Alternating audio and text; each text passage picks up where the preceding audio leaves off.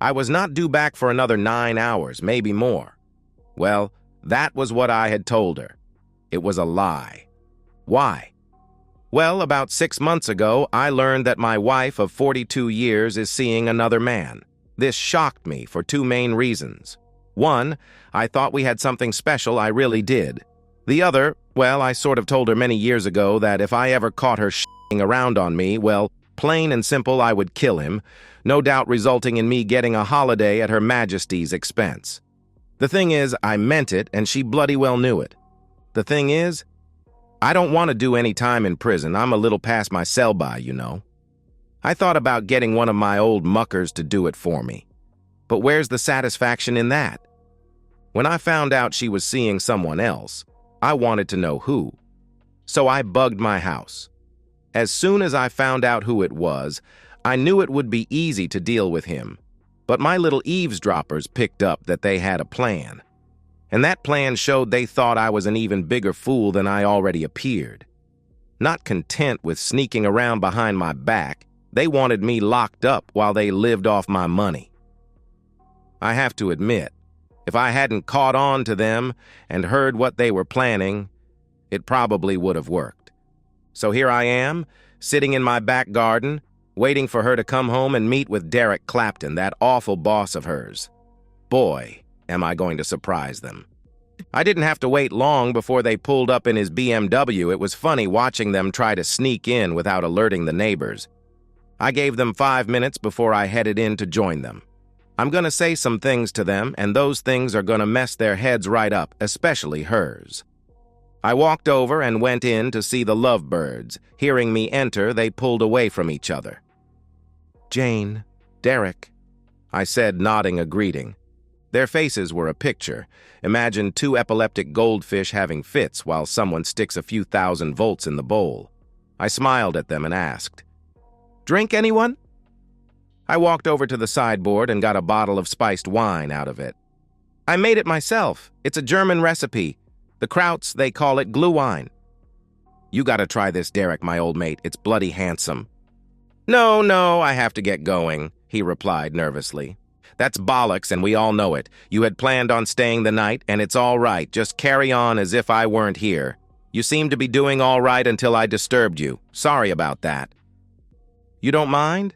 I thought you would be angry," said Jane. She seemed confused. "Good." "Nah, love, we both know I haven't been up to much these days. I haven't been close to you for months. I know you've got your needs and all," I said. The truth is, I hadn't been near her since I found out about her boyfriend. I walked over to the fire and picked up the poker. I smiled as I heard them both gasp. I bent down and stuck it in the hot coals. Leaving it there, I returned to the sideboard and, pulling 3 glasses out, poured the glühwein into them. I took the glasses and placed them on the mantelpiece before extracting the poker from the fire. I then pokered the drinks, and a pleasant fruity aroma filled the room. It's best drunk warm. You can warm it within a saucepan, or you can nuke it, but I like the traditional method. I placed the poker back in the companion set, to the relief of my companions. "That is nice," complimented Derek after a taste. "Sweet and warming?" "No, not for me," said Jane, holding a hand up. "I'll have it then," I replied, pulling back the glass. "Can you get me a glass of water?" she asked. "Of course, dear," I replied, going to get her one. "Thank you, darling. Are you really sure you are okay with Derek being here?" I shrugged. "Of course I am, dear. Here, Derek, I got these from the doctor a while back. They didn't do me any good, but since you're here to do my job, you might as well have them." "They don't work on me," I said, pulling a blister pack from my pocket and offering it to him. He said vacantly as he took them from me. "Cialis, you know, like Viagra. I hear it works wonders," I added despondently. "If it works." Neither of them had relaxed any. I topped up our glasses with Jane's and fetched the poker. "Look, don't let me being here bother you. I'd go for a walk, but it's freezing out there. Off you go, you two. Go and head upstairs. I'll watch something on the TV. Give me a shout if you need anything. Go on then. Off you go." I said, waving them out with my hands. When they didn't move, I gave them a gentle push. Whether it was compliance, instinct, or just the urge to hide from me, they started to move. If you take one of those pills, it may help you get over any anxiety. Go on, have fun. I'm telling you, you won't be disappointed. Come down afterward and we can have a bit of a chat once you've relaxed a bit. Sorry again if I've made things awkward. I heard them talking. I couldn't hear what was being said. It seemed forever before I heard the bed started to move, a bit longer before I began to hear Jane making those little squeaks of pleasure that I knew so well. The thumping of the mattress gained urgency as her squeaks became pants and then pure animal grunts. A tear formed in my eye as I remembered it used to be me causing her to make those sounds. I popped out into the garden. I had to do something. When I came back in, I was shivering. It was bleeding cold outside. It had gone quiet upstairs. I sat down, and after 10 minutes, I began to wonder if they had fallen asleep. Then I heard someone get out of bed and go to the bog. Sounded like Derek. I listened to it flush, then I heard voices again, closely followed by footsteps on the stairs. "Is it okay if we come down?" Jane asked meekly. "Come on, stop trying to be all coy. I've told you it's all right, haven't I?" I said, letting a bit of frustration show. "No, really, it's okay. You enjoyed yourself, didn't you?" I added softly, trying to sound reassuring.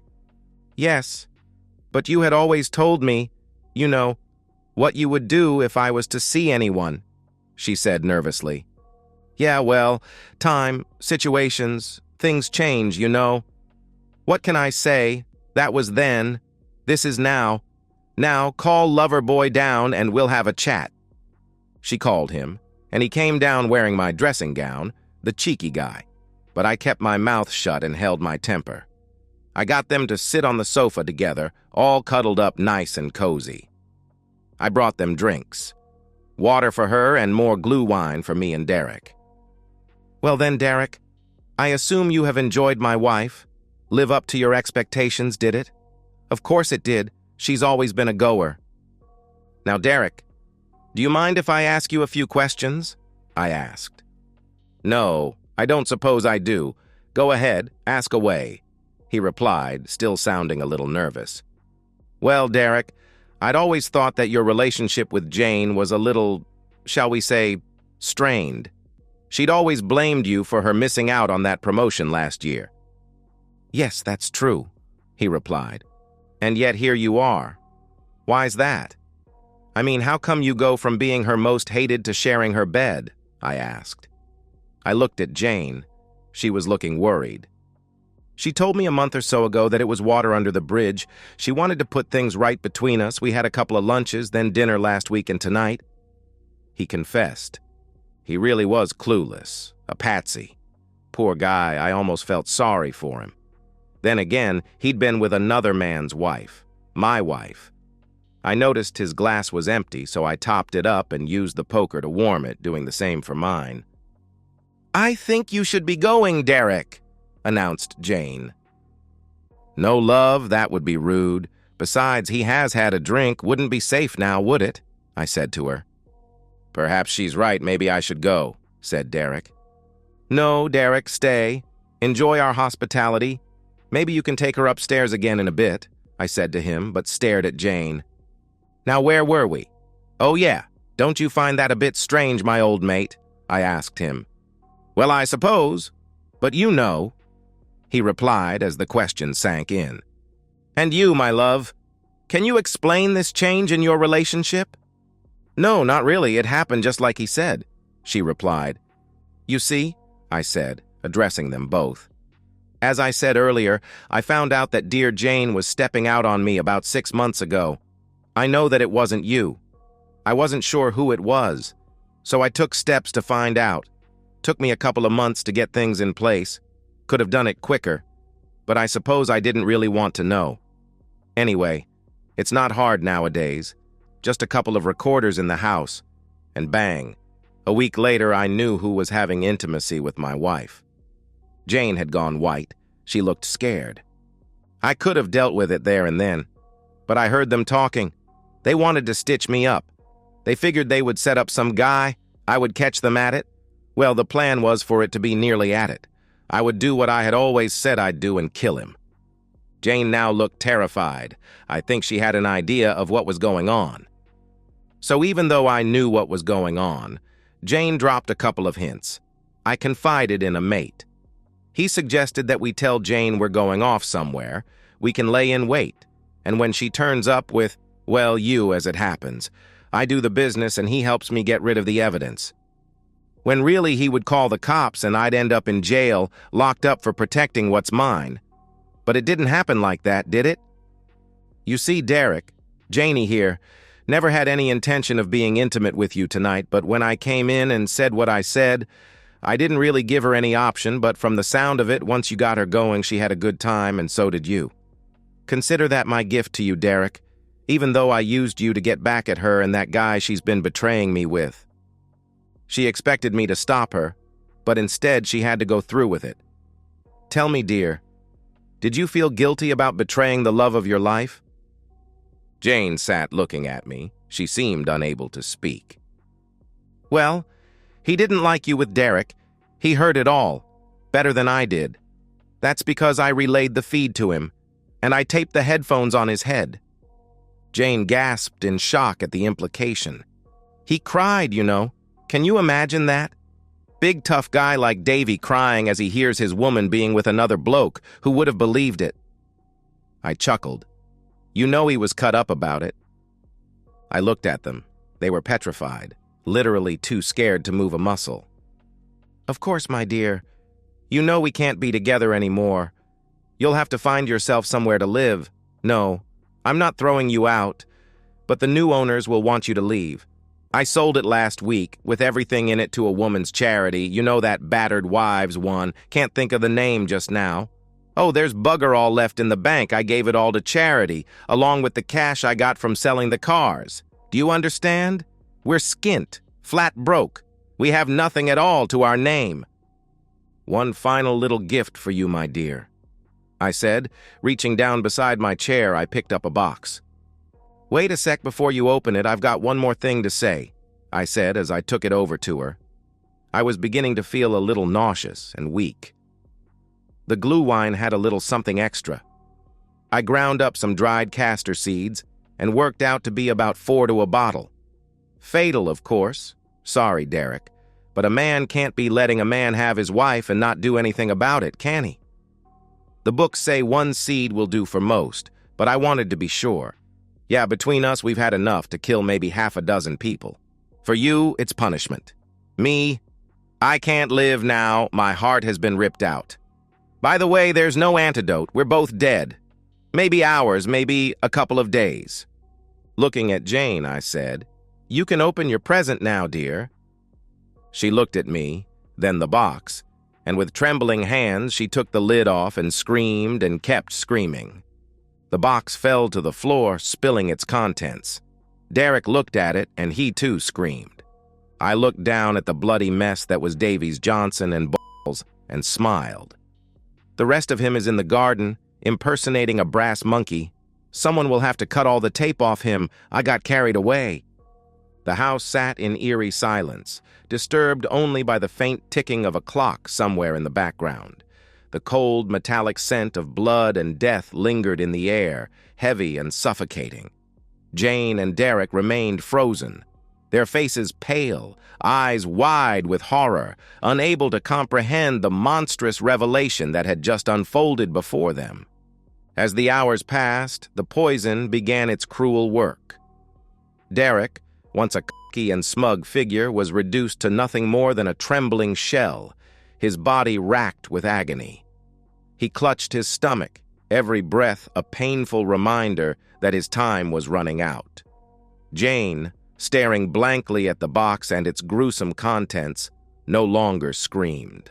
Her voice had left her, along with any shred of sanity she had managed to hold on to during the nightmare.